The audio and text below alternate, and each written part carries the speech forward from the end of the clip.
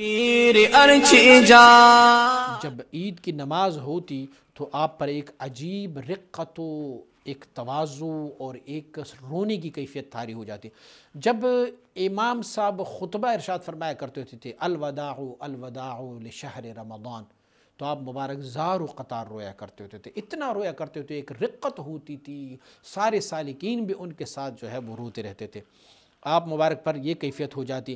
اور نماز عید کے بعد سارے لوگوں کو آپ مبارکباد دیا کرتے ہوتے تھے، مائک اسپیکر کی مائک لیتے اور پھر سب کو اجمالاً سب کو کہہ دیتے کہ آپ سب کو میرے طرف سے عید مبارک ہو.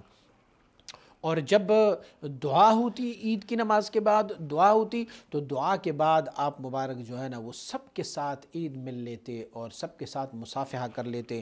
لوگ بڑی دور دور سے آتے اور آپ لوگوں حضور مبارک صاحب علیہ الرحمہ کے ساتھ عید کی نماز پڑھنے کے بعد آپ سے مصافحہ فرماتے.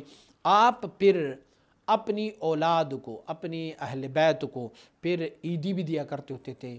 گھر تشریف لے کے جاتے، چھوٹوں سے لے کے بڑوں تک، بوڑھے جوان جتنی بھی لوگ ہوتے آپ کے عزیز و اقارب، سب کو آپ مبارک جو ہے نا وہ عیدی دیا کرتے ہوتے تھے اور سب کے ساتھ آپ مصافحہ کیا کرتے ہوتے تھے.